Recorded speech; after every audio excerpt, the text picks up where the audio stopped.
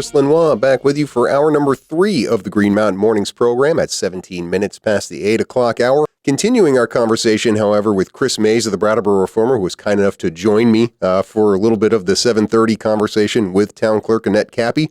Nice to have you here proper for the Reformer segment, though, Chris. Yeah, it's nice to be here. Yeah, well, Election day. Yeah, not a lot to talk about from the election standpoint quite yet. No. We don't have a Dixville notch here in our community where we know voting already. Like you heard already, right? Dixville notch, New Hampshire, 4-2 for Clinton. Yeah? Yeah. I didn't hear you. Yeah, so 50% more votes for Hillary Clinton. We'll see that. I don't think that lead's going to hold throughout the day. I think it's going to go back and forth a little bit, but we'll see how it goes in all the different communities. How many communities do you have to cover today for the election? It's kind of unclear at this point. We're just going to see how it all comes in. We have a deadline about 10 o'clock, so we're going to work with that and try to talk to as many people as we can and post stuff online. I would think we'd have all the Windham County elections settled by 10 o'clock. We might not have the governor's race settled by then. Yeah, I don't know. Because they're saying that one is close. But I think we'll know Windham County Senate. I think we'll know Putney, Dummerston, Westminster between Merwicki and Dean and Eddie Cutler and Bonnie DePino. We were talking a little about John Moran and Laura Sibilia over in your neck of the woods. I think we'll know a lot of those certainly by 10 o'clock. So that's great. So tomorrow's Brattleboro Reformer going to have a lot of the results that you'll want to know in the print edition. A lot of stories this past week in the print edition with your byline, Chris, have to do with the select board meeting last Tuesday. And really an important select board meeting when you think about it is the first look anybody had at the fiscal year, I think 2018 is what they call it, right? The fiscal year 2018 budget that voters in the town of Brattleboro will be deciding on next representative town meeting day. Give us some details. What do we know about the one that was presented by Peter Elwell on Tuesday? Well, it's referred to as the preliminary budget, so there could be changes to it as the select board goes over it with each department head. There's meetings scheduled throughout the next 2 months. It has a 4.6% increase on municipal property taxes, meaning an additional $55 per $100,000 assessment. Yeah. I mean, and that's a pretty significant bump in property taxes from one year to the next, especially as they've tried to keep it down, but some special circumstances this year. Yeah, they have the police fire project, of course, which is, the new fire stations and the police station moving over to Black Mountain Road into our building. There's also some capital projects and equipment replacement items that they have to get done. Now, did Peter enumerate any of those capital projects? I know he said one of the first things he said on Tuesday was, we're going to have plenty of meetings about this. I just want to give you kind of the broad brush strokes right now and let people look at it and then ask specific questions. But did he refer to any of those capital projects by name last Tuesday? Well, I think there was some equipment for the DPW maybe, but I think one of the things was the sidewalks. They're going to be replacing some sidewalks in towns, and that's much needed. Right. A lot of citizens have brought complaints to the board. Right. I guess that, according to your story that was published in the Friday Reformer on the town's page, that about half of the almost $1 million increase in the general fund budget comes from that capital projects and equipment projects account. And the other part of it, that's the bulk, is paying the interest on our loan for the police fire facility. And they were saying this is going to be the biggest year as far as property tax increases on that loan. And they've known that since annual representative town meeting that this was going to be the largest payment for those bonds that they took out for the police fire project. So the mood at the meeting was kind of, okay, we knew this bump was coming. Let's try to figure out how to move forward in the following years. Yeah, nobody seemed too worried about that. And I think the other part of it too is they are anticipating a pretty decent year revenue-wise for the town of Brattleboro. They talked a little bit about that too, right? Yeah, they were being pretty conservative, but I think they were, I forget how much it was. What was it? I see here in your story, 9.4% increase in the rooms and meals tax. Yeah, that's the number. That's certainly a big one to go up almost 10% over previous years, and that's kept the town pretty flush. So chance for them to use some of those funds to offset some of that property tax increase as they have done in previous years. Now, Another story on the town's page on Friday, right below your story about the preliminary budget. Oh, one last thing. Did they set a first meeting for the preliminary budget? What is it? The revenues and capital expenditures are going to be discussed on November 15th. Tuesday's meeting, one with and one without that recycling facility? Right. And what is the dollar difference between those two? Well, Brattleboro stands to save $50,000 to $65,000, depending on if the assessment model changes, because Brattleboro is hoping that it changes from a purely population-based model to a 50-50 split between population and grand list. So Brattleboro really, and we've talked about this before, they're the 900-pound gorilla in the room with regards to this recycling facility, with regards to the Windham Solid Waste Management District contract. Was anybody at the select board willing to just walk away from it? Walk away from the recycling facility, just not have it anymore. I mean, we have curbside recycling here in town. I think pretty much everybody kind of was. Yeah, yeah. I mean, so basically, their idea is to send it up to Rutland, and they think we're gonna save some money in any way you cut it. So the select board seemed pretty unanimous in the budget that didn't include the recycling facility. Now, does that mean that the rest of the towns wouldn't have a recycling facility? Yeah, they'd have to figure it out too. Right. That's and they don't have other options at the moment. They would have to figure out some way to get it up to Rutland. Yeah. Yeah. So it's pretty interesting. I mean, it's just as far as like Brattleboro making this decision, the impact it'll have on the rest of the community. Go ahead. It was easy for them because they already have curbside pickup, and right. And so it went really fast. Actually, the whole decision. But Brattleboro has 6 votes on the Board of Supervisors at the Windham Solid Waste Management District. Westminster comes behind them with 2 votes, and then every other town has 1 vote. And when is that vote taking place? Thursday. They're expecting to finalize the budget, and talk about that assessment model. So like Bob Spencer, the executive director, said, it's significant. You know, the recycling facility's been around there for 20 years. Yeah. Well, sometimes things change even after a generation goes by, and you'll be there covering that meeting, I'm sure. Yep, I'll be there. All right, we'll be looking for that story in the Reformer. Other things happened at the Select Board meeting last Tuesday regarding pedestrian safety and plastic bags in the town of Brattleboro. We'll talk with Chris Mays about that after the bottom of the hour news break. We're up to 27 degrees now at 22 minutes before the 9 o'clock hour. Chris Lenois, your host of the Green Mountain Mornings program, continuing our conversation with Brattleboro Reformer staff reporter Chris Mays, looking at stories that came out of last Tuesday's meeting of the Brattleboro Select Board. I guess we got the entree out of the way there when we're talking about budgets, Chris, both for the town and for Windham Solid Waste District. These are important things because it's about money, it's about taxpayer money, but more often than not, some of those lesser impacting stories are the juicier ones, the dessert, if you will. And I think we had a couple from last Tuesday's meeting, one having to do with pedestrian safety, which has been an amusingly ongoing story because of Dick DeGray, one of the members of the board, wanting to allocate $30,000 for pedestrian safety, additional pedestrian safety measures, a whole back and forth on where the money comes from and whether they should do it and who gets to decide how it's allocated. Yeah. Last Tuesday, the Department of Public Works, which everybody agreed to come back with their recommendations for where these pedestrian safety measures should go and what they should be. And for some reason, Dick DeGray still didn't like the outcome from it. Give us some details about what went down. Well, what he specifically did not like about it was the suggestion that they use some of that money to go to funding matching grants, which were already being planned by the town and the Department of Public Works. And then the idea was to get 2 other flashing lights for the crosswalks.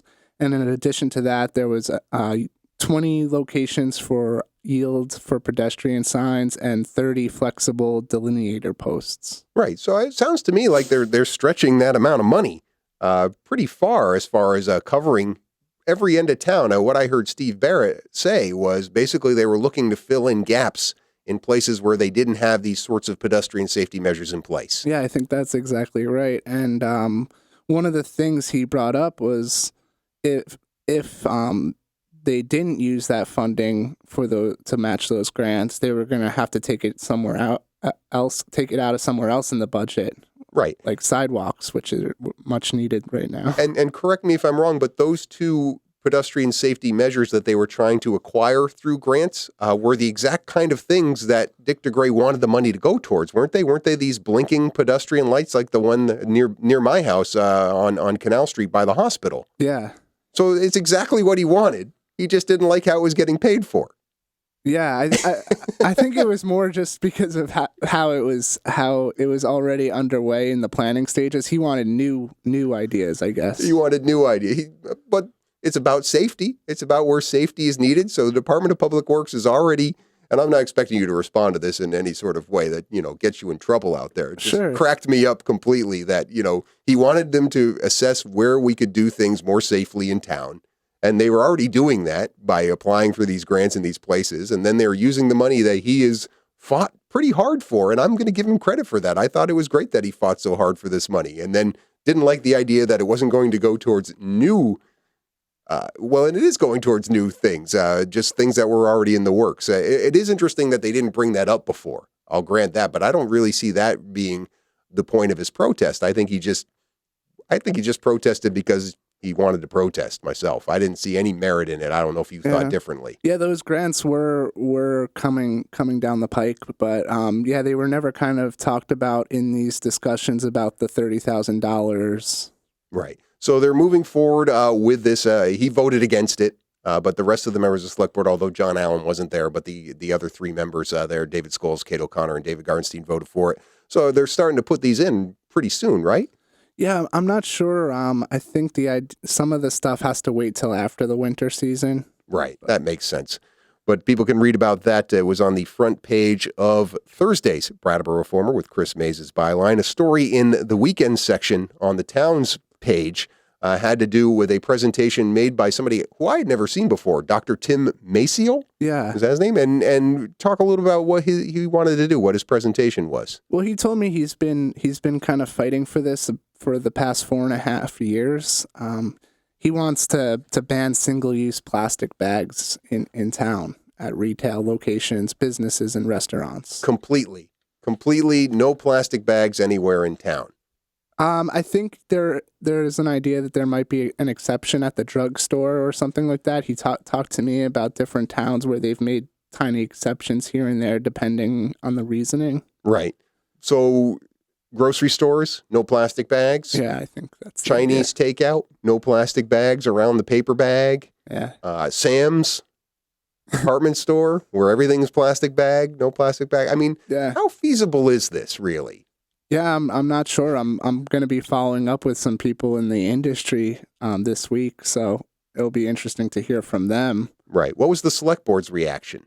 Well, they said this has to be a townwide decision, so they advised him to get his signatures together on a petition and bring it to annual town meeting. But overall, did they feel like it was something that they would support if it got a petition and it got enough signatures of people saying that, yeah, we want to ban plastic bags, or are they gonna basically make it go to representative town meeting versus the select board deciding on it? Well, Dick said he really wanted to hear from more people before he came out with a position, and I know Kate and David Gartenstein, they both talked about how they bring bags to the store, their own personal bags, right, to avoid using plastic bags. So it seemed like they could be in support of something like this if they heard more. Right. I found it interesting, an interesting conversation, and whether or not that is within the purview of the select board to make such a mandate. So I think it was right for them to make it go to a petition so people can be looking for Dr. Maciel out there looking for signatures. I had never seen him before at any select board meetings or involved in anything, but I did go back in the notes and found he was actually appointed to the Conservation Commission in town back in September. So like you said, this is something that he cares about. It's something that he is getting involved in the town on that level. I imagine that these sorts of issues are what drove him to try and be nominated for that commission as well. Yeah, probably, because it was really his concern about the fish and all the species and that brought him to bring the proposal to the board. Yeah. And he's a doctor of education, by the way, not a medical doctor. I Just letting people know out there, Yeah. he's Dr. Tim Maciel. I found his LinkedIn profile, and he's an independent higher education professional. Used to work at World Learning. Now he has his own business that looks like Educational Solutions of New England. He wanted to make it clear it wouldn't affect the pay-as-you-throw garbage system in town.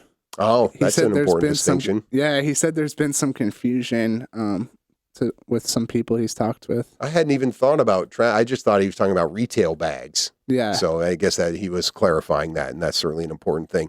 Now on to your favorite subject in the world, Act 46, school district consolidation. You had a story in Monday's paper just yesterday about Windham Southwest Supervisory Union after having their plan rejected by the state moving forward and getting a little outside help. Tell us who Donna Russo-Savage is. She's legal counsel to the Agency of Education. So she's come down specifically at their request, or did the AOE send her down, basically say, go help this community figure it out? Well, they've been in discussions because the drafts have gone back and forth with the agency, and the agency just reviews it and tells them what may or may not fly with the State Board of Education because they have to really approve it. Uh-huh. Now, as a reminder, people who are out there listening, they wanted to basically keep things the same with their district unification plan, right? They were going to have Twin Valley stay the same, and then all the other districts were just going to be side-by-side districts. What does Donna Russo-Savage recommend they do? She said they should be developing different articles of agreement for each different group of districts, like the partially operating, the non-operating, and the fully operating. Okay. So that would mean the fully operating would be a Twin Valley Unified Union High School District, which they've been talking about before Act 46 came into play. And then there would be the partially operating districts like Halifax, Reedsboro, and Stamford, which go till 6th grade, I think, in most cases. And then the non-operating is Searsburg, and there's talks with Stratton, which is in the Windham Central Supervisory Union, to bring those two together. Right. So are they targeting town meeting day next year to have something in place for voters? I don't think they have a date right now. They're actually they're looking at hiring 2 consultants, I think, to help with the partially operating districts and the fully operating districts. Okay, so more meetings and more input. That's certainly something that it sounds like they need. Yeah, that's what the agency wants to see. They don't think there's been enough community buy-in. Right. Now, I've teased you before about being an expert on Act 46 and also on zoning. I'm not. But another thing I think you're going to become an expert in soon are rumble strips. You had a story in today's paper about the Wilmington Select Board not wanting rumble strips on Route 9. It reminded me of the story you did about Chesterfield and people over there who are against rumble strips. Sounds like a similar scenario here where the Agency of Transportation in Vermont wants to put rumble strips in a community that doesn't want them. Yeah, that's exactly the case.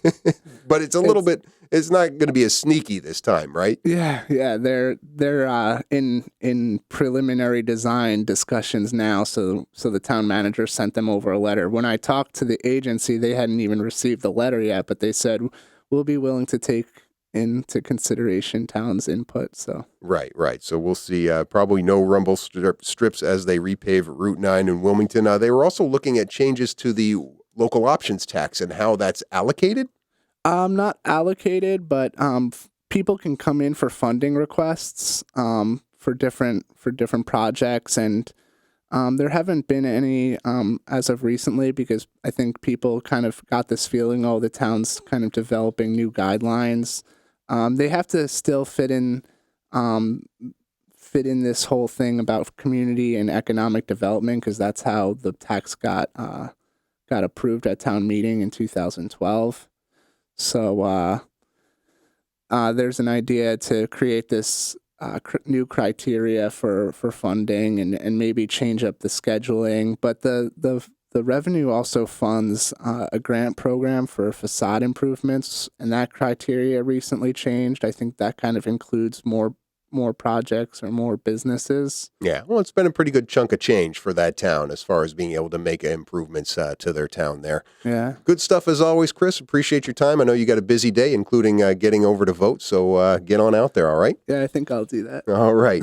Chris Mays, staff reporter for The Reformer. Check him out online at reformer.com and in your new Brattleboro Reformer, the new look Reformer, right? Yeah, everyone should go check it out. Indeed. All right. Back to wrap up this edition of Green Mountain Mornings after these messages.